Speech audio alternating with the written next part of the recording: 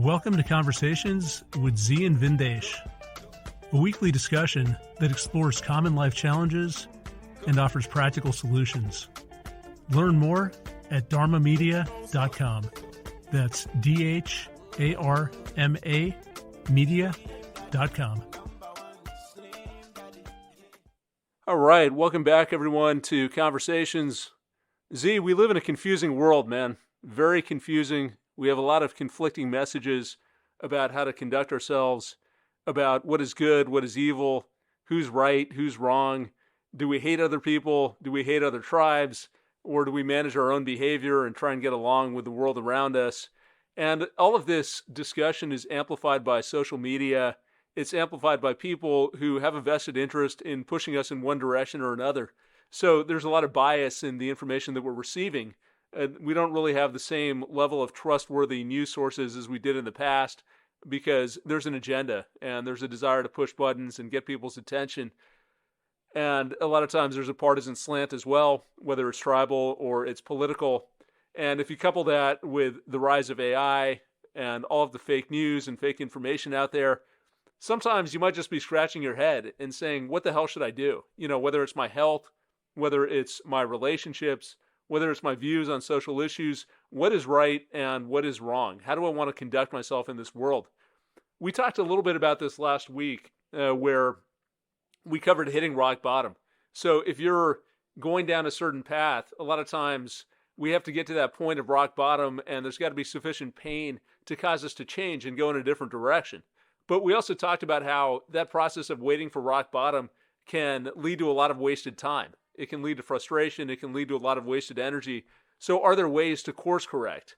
And can we figure out some way to get ourselves back on track and even notice that maybe we're moving in the wrong direction before we end up spending years or decades going down a path that doesn't give us anything back?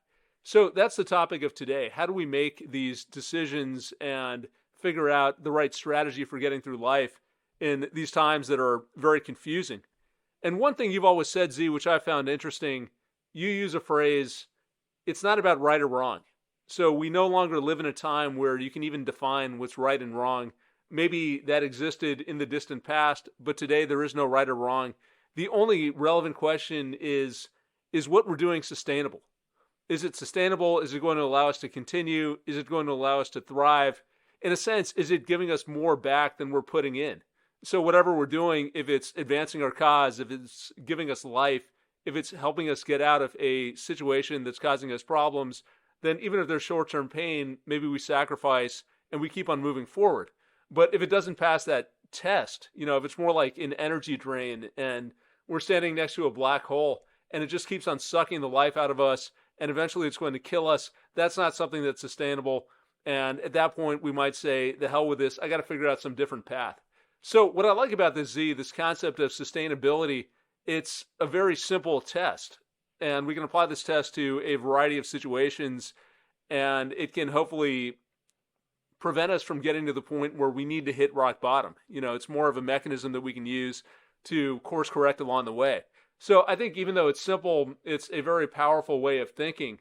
But I want to hear your thoughts on this, because when you make a statement like that there's no right or wrong, the only question is whether it's sustainable, that's a provocative statement. And I think a lot of us might listen to that and say, what the hell do you mean there's no right and wrong? Of course there's right and wrong. There's morals, there's ethics. We get these from religion. We get this from our culture.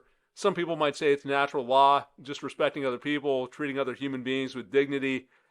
So help us reconcile the two. How is it that we want to discard this whole idea of right and wrong and just focus on what's sustainable? Then that is something that exists in the current state of our being, the state of humanity. And when you sit there and you work on your dispassion and you observe behavior, there's a few things and words you use that I want to go back to. When we talk about sustainability, I look at it from the point of view of physics, right? So if I want to sustain the speed of something, there's this theorem in physics that once something is set in motion, it tends to stay in motion. Something that's not in motion tends to stay in a state of motionless. right? And that's just our known universe. Sustainability represents the energy it takes to stop and start or to move or so forth. The thing that takes the least energy is to something to maintain a state in which it's in. It's like when you put your car in cruise control on the highway at reasonable speeds. That's when you're going to get the best mileage out of the car. There's no stop and go. It's not starting and restarting. It's going to deal with certain environmental variables, be it gravity or atmospheric things. And you're going to see, hey, I get better mileage when I'm consistent. And it takes X amount of my own energy, that is, money to buy gas, fuel, and maintenance. I'm going to get the best bang out of my buck. I can afford this. I can keep doing this infinitely. That's sustainability. And you can look at it in a lot of areas of life, and you can overlay it with many areas of life. You can be in a relationship that may not be that everything you want it to be. Is it sustainable? And what is the energy you're putting into it? What is the energy you're getting out of it? And right now, people often weigh relationships in a very, with a very singular view. What does it do for me? People rarely ask, what do they do for their partner? Right? When you hear, at least when I hear this stuff and people talking, and you see that they're already setting up things from the point of view of the physics of sustainability. This is not sustainable if you're constantly wanting more and more, but investing less and less in it, or offering less and less to keep it going. You're going to run out of gas, or it's going to cost a lot to replace the fuel that's being used up, right? And then you're going to find yourself at a deficit. You cannot sustain a deficit. That is consumptive, cancerous, and not renewable.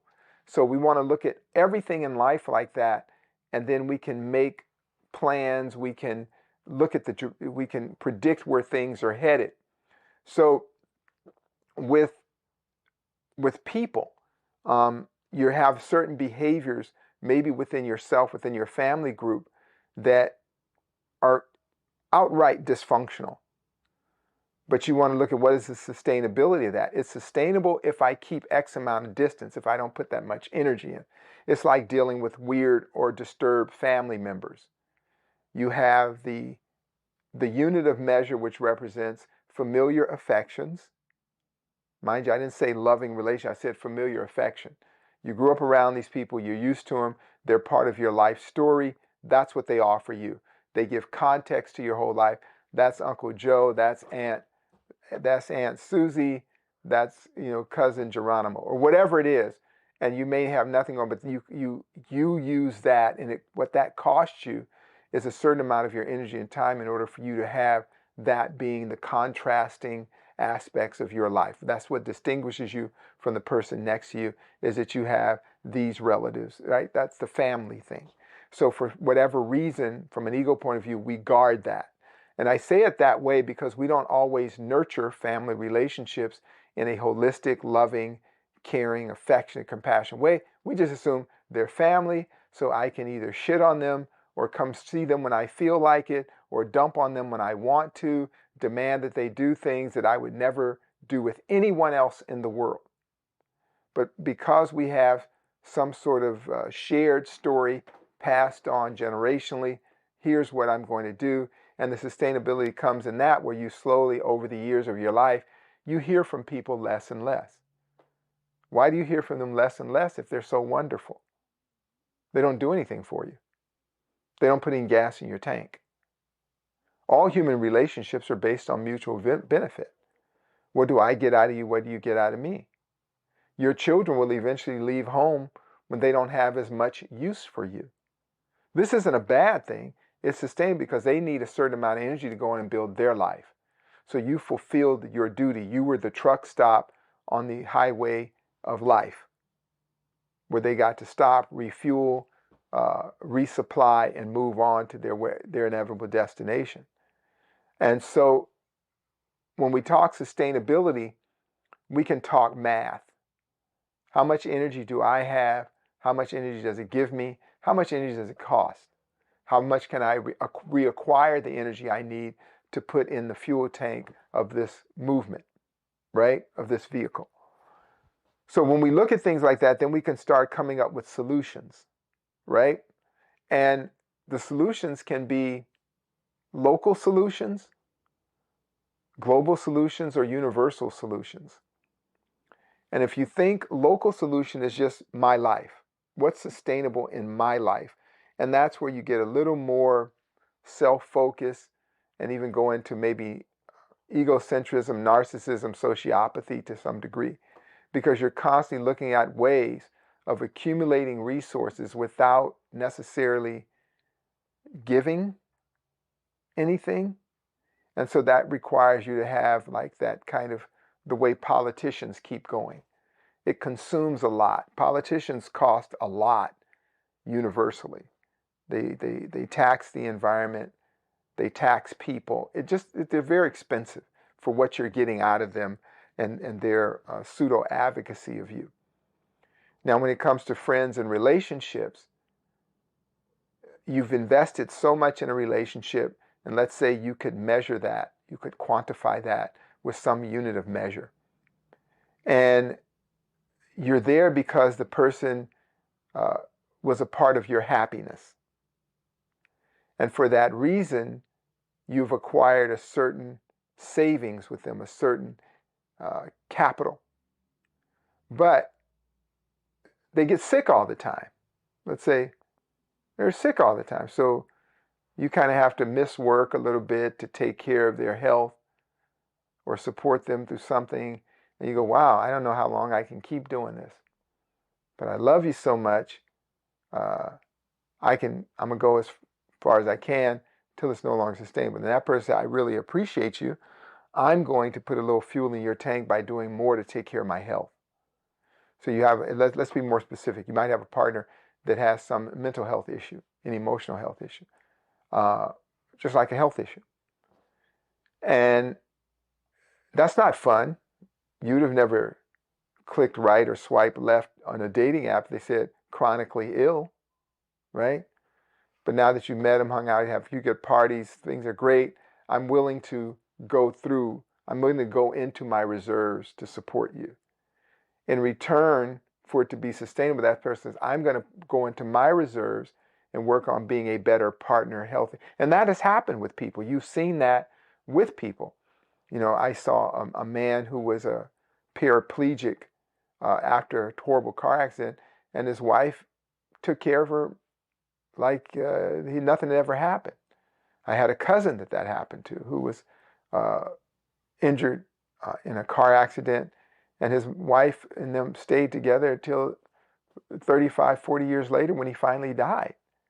They were inseparable, and they died within a few weeks of one another. And the sustainability of that is because from the beginning they had put a lot into it. They brought them a lot of joy and worth. While they were going through that, she found it rewarding being with him, even with his disabilities. He found her of great value, so he did whatever he could to create a pleasant caregiver relationship. And they went on and lived. I mean, they were married 45 years. Good God, they're able-bodied people that can't be by each other 45 minutes. So you have different situations, but for those of us who are opting out, if we think about asking that question, the quiet of our own mind, is it sustainable? And then you can look down the road. You can make really good projections on situations. It's like a job. Is it a dead-end job? Well, most jobs are dead-end jobs. What do they mean? That somebody owns the company, you work for them not as an associate or a partner, but simply as a serf or a servant of some kind, and they pay you a reasonable amount, and that's the exchange. It's like a prostitute trick relationship. For this amount of money and time, I'm going to give you this back. But don't imagine you'll ever be a part of this and you will benefit beyond what you're doing, right? And you can decide at that point, can I show up here for the next 20 years? What will it take from me? What will it give to me? Right? What will it cost me? So we can apply the sustainability idea to every interaction, every situation. You ask yourself, with people who are going through something, are they doing their part? Let's say you have a person that you have great familiar affection to, or you're close to, and they drain you, but they see themselves as worth it, entitled, but they're just draining you. And then you have to decide, how much will I be drained? If that person has a value for you and you're an integral part of their life, and them having you in their life is important, they will make adjustments for efficiency so that it doesn't tax them that much to be with you. You follow what I'm saying? They're not taxed being with you, and you're not taxed being with them. So it's a much more auspicious and economical exchange of energy between everyone, right? And the more we can look at that, the more we can get beyond this situation where people are drained, life is sucked out, emotionally, spiritually, you're completely emptied. It's like what's going on in our society, why we're becoming more and more alienated.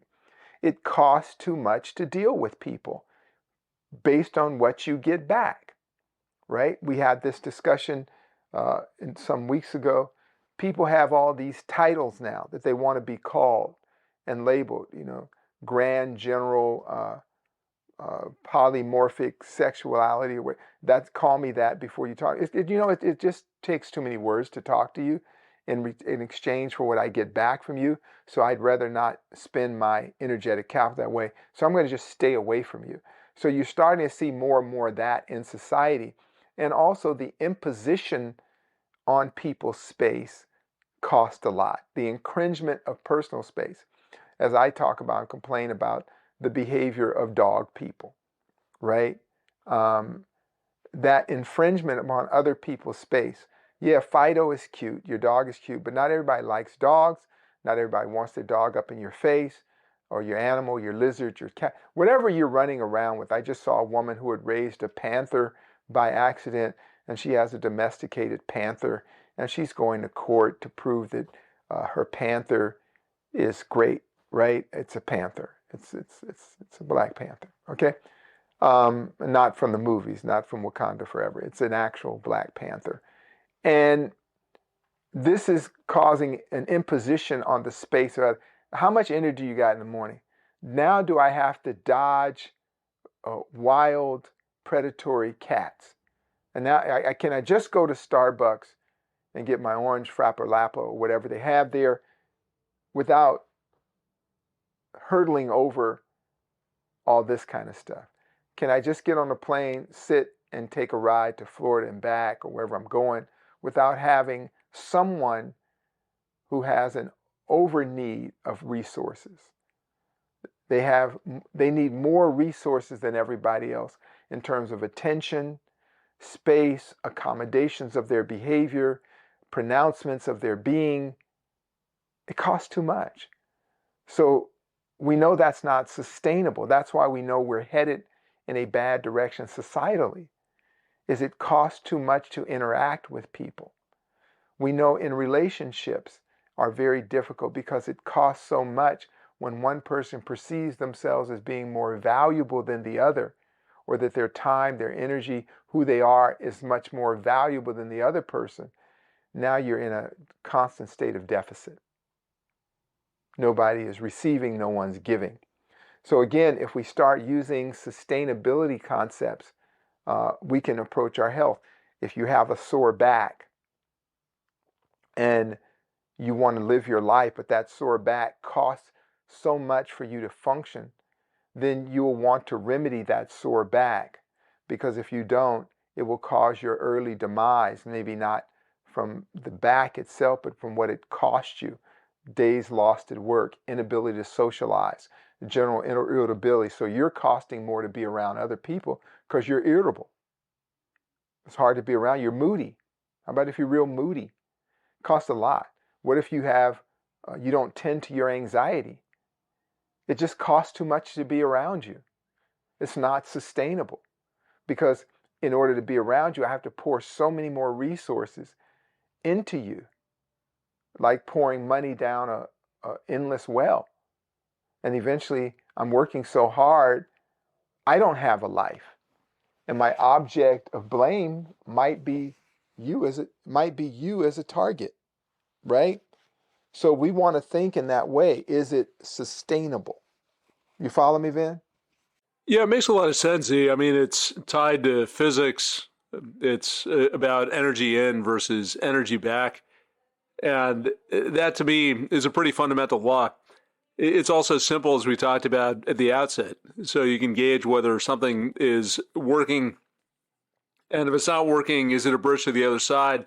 Or is it just a constant drain that's going to put you into the grave or completely destroy the quality of your life? So there are a couple of thoughts that come to my mind just as we're getting into this discussion. One is the advantage of looking at this test of sustainability. Part of it is you can manage yourself. Part is that you don't need to impose your ideas on other people because a lot of times we have certain ideas of right or wrong or the way that things should be or how people should interact. And I think this causes issues when we're dealing with people from different cultures or we end up in different countries and we look at something and we say, no, that just isn't right. You know, I don't like the way they dress. I don't like the way that they treat a certain group of people. I don't like anything about it. And it's wrong. It's morally wrong. And these are inferior people. And we got to go in there and save them. And that just leads to a lot of conflict. It leads to wasted energy. But if you take a different perspective and you think about sustainability, it broadens your view. So it means that there's more than one solution. It doesn't have to be your way. It doesn't have to be your way of talking to people, interacting with people.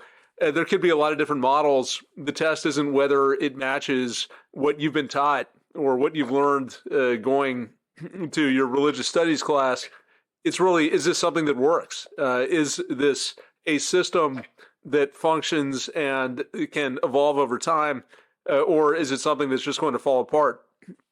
So part of the benefit of taking this approach, I think, goes beyond just your individual self. Maybe it gives you more compassion, more of an understanding for different ways of being, different ways of interacting with people. So that's one thought that comes to mind. I do want to get into this a little bit, Z, because this whole idea, I mean, this statement that you put forward, that there is no right or wrong, to me, it's such a strong statement. And I get what you're saying about sustainability. I do like it. I feel like it's a very useful yardstick. But how can you say there's no right or wrong? I mean, if you talk to most people, we think about fundamental principles. We think about respect for human life. We think about the commandments like don't cheat, don't steal, don't lie. This is stuff that's just ingrained in us. And it's principles that you see across religions. These are principles that people adopt across cultures. You have social conventions that reinforce the same ideas. So why are you comfortable saying this, Z? I mean, help us understand why we shouldn't think about right and wrong. I'll tell you, because if we look at our world as it is, and being completely pragmatic and stoic about it, we have moved into an era of no right or wrong. And this isn't something that I have chosen or you have chosen. We think about the way that we word salad things, and we've pushed science to the side and traded that for how we feel.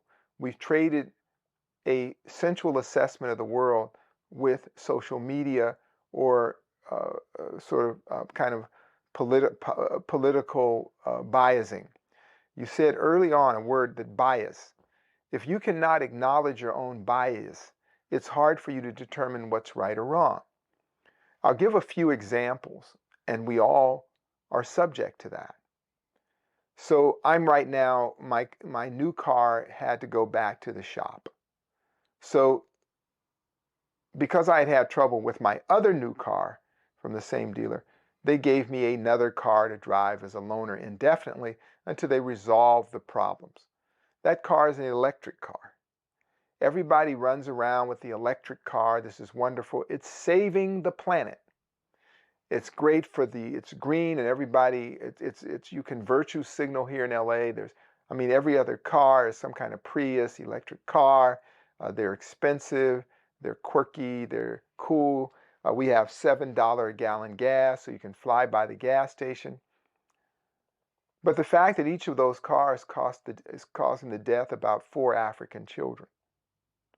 It's destroying the aquifer in these nations to the point where they can't grow food. But because of corrupt business, both there and here and abroad, these things are allowed, things that would never be allowed in a civil society if you had any type of sense of right or wrong, any sort of decency and morals as you speak. They would not allow the mining of these vehicles and these batteries in such a way that does generational and catastrophic damage to our planet and the communities that harvest these batteries. So I'm driving electric. I love the electric. I'm bragging about it. I get road rage. The thing is fast. I haven't had to stop at the gas station. Yet in my mind, I feel like as I'm sitting in that car, I'm sitting on the body of 4 of my relatives in the Congo. So is it sustainable? That's the question. You go to other issues. I was listening to the radio and they were talking about the general relationship issues, and immediately it had 4 marriage and family counselors on there. They immediately said, oh, they blamed this on the patriarchy, toxic masculinity, and what was the other thing they always use? They kept using the term cisgendered something. I don't know what that means, but apparently it's a bad thing, according to them. So there was no counterpoint. There were 4 people, and I didn't care. I just enjoy listening in, and some sort of I have like a purient interest in watching the porn of the ignorant. And I'm listening to this, and I said, whenever they say toxic masculinity, they never say toxic femininity. Whenever they talk about the patriarchy, they never talk about the matriarchy. So how will there ever be harmony? So all they're promoting is divisiveness. They weren't promoting right or wrong. They were promoting meism versus I-ism. None of them had any real working solutions to find a harmonious path for people to have healthier relationships. None of them had that. None of them. And each expert was pandering to the others for likes, for friendliness, and the people they were quoting were mainly celebrities that have nothing to do with anyone's lives. So you're not looking for moral guidance, ethical guidance. You're looking for trends, to be a part of trends. Celebrities are celebrities because you make them celebrities, not because they've offered anything to humanity or uplifted humanity in any way. They've done something in the media, something in theater, and some of them have just done things that are shameful and became famous. Why are they giving us advice? So there's no good or bad. So that's what I'm saying. There's no right or wrong. There's no good or bad. Can it keep working? So we look at the state of politics. On both sides of the aisle, you have felonious activity. But if you ask one side or another, they say, no, it's okay because it's my side. So right and wrong is gone. There's no rule anymore. There's nothing you can write down.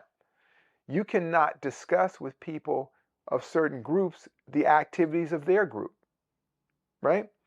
So America has no footing to discuss human rights with anybody anywhere in the world. The Canadian Parliament just jumped up and cheered the last Nazi fighter from Ukraine who lives in Canada now. He was the last Nazi to exterminate people. They gave him a standing ovation in the Canadian Parliament. So are Nazis good or are they bad? They were bad until the US and the West supported Ukraine. Then people say, oh, no, they're against Donald Trump or they're for whatever it is. So there is no right or wrong. Is it my side or your side?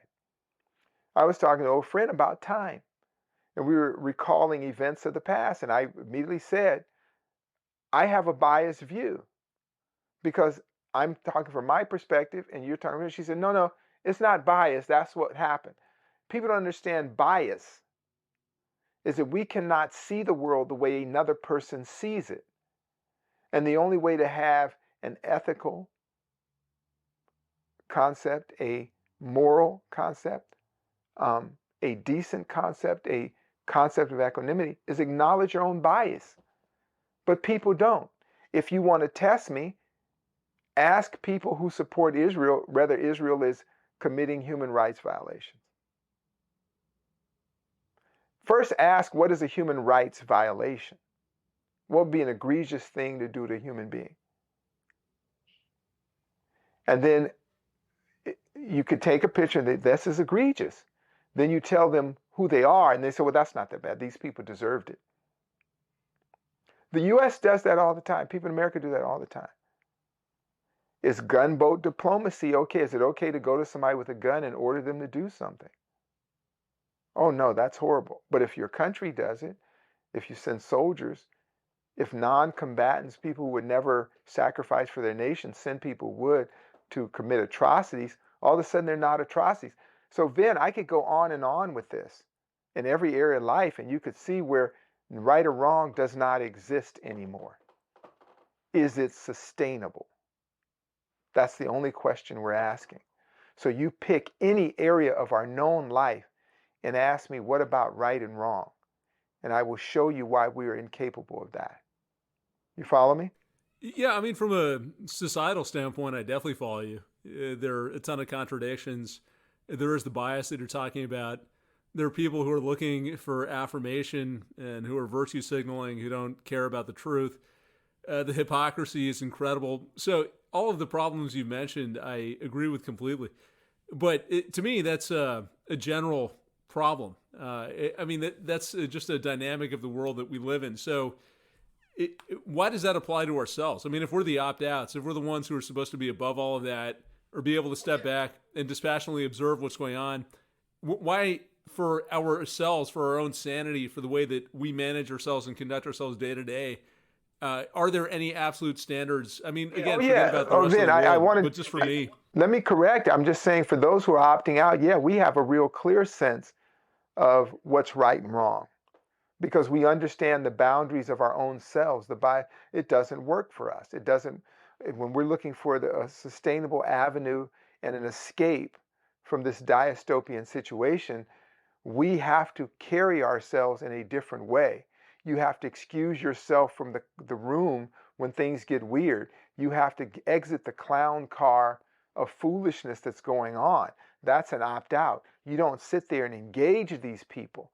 You know what we do? We immediately leave the room when it gets weird. When the clown car empties, we get the hell out of there. But for those of us who are striving for that, if you have familiar bonds and affection to that behavior, you will find ways of immersing yourself in the stink of that and becoming like those people, like those situations. Like I said, I drive an electric car with my eyes wide open, right? I know that my lone dissent or protest would be very ineffective. So I can channel my limited resources elsewhere and try to make a change where I can, try to make up for my own carbon lithium footprint and in another way. But that's me, that's my moral standard. And why is it that? Because what I want to do is generate a lot of human commerce. So one of the things that I've been able to do over my lifetime, not have carrying resentment, not having a lot of ill will towards people, is I have a lot of good relationships with people throughout the world. So that to me is sustainable. So that is something that I've invested in and why I behave the way I do. I am not a Puritan. I'm not a moralist. I'm not a religious fundamentalist or any of that. I do honor my own truth. And I bias my own consciousness with looking at how it affects the rest of the world. So I'm very much into being able to change my behavior if it's necessary in the situation I'm in so I can be adaptive and again have a lower footprint of damaging my environment the physical and ecological environment, but also my social, spiritual, and communal environment. So I don't want to be part of the problem, right? So there are ways to do that. I want to be part of the solution. That's what opt-outs are trying to do, right? And we know what fights we can invest in, as the art of war tells us. We know how to avoid petty skirmishes. They're not worth it. So when it comes to things like maybe your family is the best example. First thing is heal yourself. Secondly, heal those near you. And most healing takes place by example, right? And human commerce is one of the greatest credit ratings you will ever have, is your social credit rate. Not like the Chinese, what they're doing right now in China, which is coming to the U.S., by the way. That's coming to the U.S., by the way. So that is something right there. So yeah, Vin, so those of us who are opting out, we're doing this to save our soul, save our own. It's our SOS, man. We see what's going on. We want to look at this world through the eyes unobstructed by attachment, biases, nationalistic views, or those that are programmed to us. We're not going to run out and eat factory meat, and we're not trying to degenderize our children. And whatever your opinions on that are your opinions, my big point is that does your life view have to impose upon mine? If you're demanding that people call you a certain thing, can you accept that I just want to be left alone? And when I hear these kinds of conversations, is there a way I can leave the room? And I wish not to offend, but I can't control whether a person's offended. And so the more that we divorce ourselves from that, divest from it, the more we're on a healthier path of sustainability. Again, ask yourself, can you keep doing it in a world where there is no right or wrong? You follow me, Vin? Yeah. Some of it is very clear. I mean, there's certain situations, for example, if you're gaining weight and you need a cane to get around, and then you go from a cane to a wheelchair, and you go from a wheelchair to a flatbed, and then eventually you're so big you need to rent a truck to haul your ass around, and you just don't have enough money to pay for it, then clearly you can see what the progression is. You might say, this isn't sustainable. My food bill is out of control. I'm spending $10,000 a month, so I have to do something else. So there's certain things that I think are very clear if we're able to step back and assess the situation. There are others where either it's not clear or maybe we've blinded ourselves by hope. And so you think about relationships, and there's always this idea that someone's going to change. You know, if I just put in enough effort and enough time and show them how much I love them or I care about them or support them, they're really good inside. They're going to get past their addiction or whatever the problem is. They're going to stop cheating on me all the time with prostitutes. It's a one-time thing, so I'm just going to keep on going. I just need to work a little bit harder to make this happen. Or let's say you're at work. You use that example, Z, of going to work and how most jobs are dead end, which I think is right. But you might have the idea, okay, they didn't pay me this year because it was a down year, and I know that things are tough, but they keep on telling me what a good job I'm doing, and they keep on patting me on the back. And I know if I just stick it out, one day things are going to be okay, and they value me. So they're going to make me whole. They're going to come through with a big bonus, and I'll be able to buy my house and move my family in there out of some one-bedroom apartment. So a lot of times we have these ideas about how life is going to turn out or what might happen, because in many situations we don't know. That's a reality. So if you know what's going to happen and you can see it very clearly, it's easy to judge what's sustainable and what's not. But if either there's some uncertainty around that, or you've convinced yourself that things are going to turn out a certain way because you want that to happen so badly, then it becomes a little more difficult to figure out what's sustainable and what's not sustainable. And then we get in the same situation where you put in all this time and effort hoping for a certain outcome, but it doesn't happen. And it's kind of like, well, do I pull the plug on this or do I keep on going in this direction? I put in so much time and effort. Maybe I'm not that far away, but I don't really know, and I'm never going to know for certain. So there's always that uncertainty piece, Z, that we're dealing with when we're even judging whether something is sustainable. So given that, I mean, if we're in that reality, What's your advice? How do we deal with that Well, you uncertainty? use different assessors, just like we did, and you look at the cost of things, the energetic unit of cost. So relationships have ups and downs, for example. You want to get really into one of the harder, more difficult areas. And you ask, on this journey, can we sustain a partnership on this journey? Are you rowing your part of the boat and I'm rowing mine? If I'm rowing both parts of the boat, are you feeding me and giving me water while I'm rowing so that I can do that? And there are real simple uh, structures of assessment you can put. You can use that intimate algebra. What are you getting out of this? It's kind of like the idea of nurturing things that bring you joy and happiness or bring your partner that. You can ask yourself stuff like, do you enjoy the joy of your partner enjoying you? Think about that. Do you enjoy your partner enjoying you? If that is so, you do things that allow you to be more of that which they enjoy or to maintain that, to keep it fresh. Do you value your partner and would like them to be in your life? Yes? Okay, what are the things you need to do that? What are your liabilities? So if you have health liabilities, what do you do to compensate for that so that there is this health? Now, what will stop you from being able to do that algebra is the ego. And one of the most beautiful things you can do to suppress the ego is practice low self-esteem. What do you mean, practice low self-esteem? Well, we typically overesteem ourselves. That's what emotional, spiritual, and mental dysmorphia is all about, even before you get to physical dysmorphia. You think you're great and okay, right? You think when you get up in the morning, your breath smells better than everybody else's, right? You think that whatever you're doing is a little bit classier. Tell yourself it's not. Adjust the bias meter, re-index it, and lower the volume on that and work on your stuff. And if you have mental health issues, maybe you're a rageaholic, maybe you have anxiety, maybe you have depression, can you acknowledge that and say, you know what, I'm going to be depressed for no particular fucking reason because I have chemical imbalances and I'm it's kind of quirky. I got some quirks. So I'm going to allow you to step away. I can maintain this quirk. And I'm doing this because I want you to be there when I come out of this episode.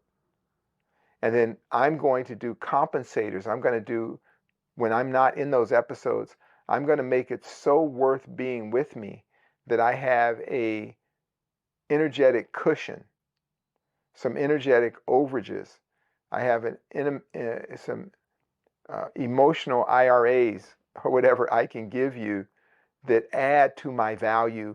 So when I'm in a bad state, when I'm reducing my value, there's such a reserve of good energy that's okay, right? That's what you call a healthy relationship. Say, I've been through that. Let's say your partner has a baby or something, right? You're not getting time with that person for a while. But prior to having that baby, you guys had such a wonderful, good time together. It was so cool that you can deal with that time where you're like sharing your partner with the infant that needs the boobie or something and you need it too. And you can just go, oh, that's so cute. Okay, I can deal with this. But what if you were hooked up with a sea hag and things just weren't going well from the beginning? Now you've added that to it. That's too much. And I guess on the woman's side, if she has some guy that's uh, barely functioning, but he's able to cheat or go hang out with his buddies, but he's not able to do things around the house. But what if he does all the things right and more than that? He takes care of you and everything, and every now and then he goes on a drunken rage with his buddies. That's okay, right? I'm just using that as an example. I'm not saying everybody's doing that. Just using that as an example. Is that there's always the exchange, and you want to find what is an equanimity of exchange or harmonious change. And just face it. Face it like an adult. Be a real grown up. And nobody is perfect or absolute. Work on yourself. Most problems within a family or within a couple, if people would just work on their own shit, if they work on their own stuff, life would be better. But oftentimes the ego prevents that. We think we're great and wonderful and that everybody else is the problem. That's not sustainable. You follow me, Vin? Yeah, I think it comes back to a lot of the same theme that we talk about on this podcast, putting the ego aside, keeping that in check, understanding that you're not the center of the universe. And as we talk about it, I almost think of it as a system. And I do this with my family, which actually works out pretty well. When I look at what I want versus what, how much time I want to spend doing things that are important to me versus what the family needs, I try and look at it from the standpoint of a system engineer. So someone who's looking at the whole thing, and I'm part of that system. So I'm the architect, but I'm also part of the system. And I've got my own needs. I got to make sure that I do things that are going to advance my objectives. I got to make sure that I maintain my own health and my own sanity and do things that are going to give me some peace of mind so I don't go insane. But I've also got to make sure that my kids are taken care of. I've got to make sure that my wife is supported and loved, and the entire system is functioning properly. So if I take that perspective, that's something that helps me. And it's sustainable. And it's sustainable because it doesn't necessarily drain the shit out of you. But when there's added load to that, or there's undue load, or there's stressors or parasitic losses due to nothing that is redeeming, that's where you have dysfunction. And that's what you work on, right? Over the last weekend, it was my birthday. And so my wife comes to me last week and she says to me, because she's into all that. I don't remember anniversaries, none of that stuff. I barely remember my own birthday. It's not that interesting to me. So she comes to me a week before my birthday and says, okay, now that we've been together for many, many years, I understand you. I was fighting it for a long time. I wanted to plan surprise parties and all this. You don't like any of that stuff. My attitude is every day is my birthday. So whatever we're going to do, let's do it today. Let's not make an annual thing of it. Let's celebrate life in the moment of life, because I've been through too many sudden losses of people that I love and forth. So my trauma has created a certain art. So she said, what do you want to do for your birthday? I said, nothing. I don't want to do anything. I would like to have sex all the time, but since that's not possible, based on your energetic expression, give me as much as you can. I just want to hang out. I don't want to have to answer the phone. I don't want to have to do anything, right? Let me make this real clear. I want to lay up. If you wanted to give me a present, I want to just lay up. Just one day that there's no crisis, no emergency, no schedule. Just that day. But if I get it, that's great. If not, I'll keep going. So she tells me a few days before my birthday, okay, I booked a room. I booked a room at some nice hotel. And we got a babysitter, my nephew, going to come over. They're going to keep the kids all night. So we don't have to be back home till 1 o'clock tomorrow afternoon. So from what was it? From 1 o'clock in the afternoon to 1 o'clock in the afternoon on your birthday day and the day after, we just hang out. Go for dinner, hang out. Netflix and chill. I think that's what Caitlin calls it. And so that's what we did. And it was just like, wow. I felt completely recharged. That was great. I say, this is just sustainable. I just wanted to do nothing. My life is hectic, stressful. We're juggling things constantly. It's like being we're on the 405 going north and south. It's just wow. And I got a rhythm in it. I found a way to manage it. But if you want to give me something, give me a break. Give us a break. And she did it. And it was one of the best birthdays I've had in years. I can't remember having a better birthday. So if we listen to each other, value one another. Yeah, that's a recipe for happiness. Leave me the hell alone. Yeah. For some people, Vin, yeah. How would you feel if you had a day Yeah, it feels pretty good. So It's just kind of funny. I'm talking about a real day off. Mm. Everything's taken care of. We don't need you today, Vin. Mm. Wouldn't that be great? Go work on your music. Go hang out. Go check out some speakeasies where you want to do another show, right? Yeah. Nobody's going to call you and bother you. There's no urgent messages, no crises, right? Yeah. Yeah. I mean, I think that's another lesson around this. It feeds into this whole idea of what's sustainable. You can't sustain nonstop activity. You need some time. You can't be on call. You can't have people invading your personal space. You can't have demands placed on you nonstop. Sometimes you just need to create some boundaries and some space and do what you're saying. Just hang out and relax for a little bit. And then you come out of that, you feel recharged. You can get back to the grind, open up the studio, do whatever you have to do. But you notice something, Vin, even talking about that to people, it creates tension in their body because it's non-conceptual. The concept of a day of being left alone for your loved ones. Everybody get together and provide a break for the person you love. Whatever they say that is, not what you say it is. Because I've gone on vacations that were just like, I need a vacation after the vacation. That's not a vacation. Like these poor people that go on tourist things and they're just this kind of this machine gun staccato pace of going to this thing and that thing. That's not fun at all. You got to go home and sleep for a day after your vacation because it was so exhausting. Yeah, dude, I'm going to talk to Anissa. I'm going to make sure the next day off you have, I'll take you to Disney. No, no. We can hang out and relax over there. Yeah, yeah. People try that, Vin. This is the real deal. People really try. Don't you want to go to somewhere where it's super crowded with a lot of people and you never get space or air and you have to wait in long lines? No, that's not a good time to me. Anywhere large groups of people are going, I want to go the other way. Don't you want to go to Burning Man?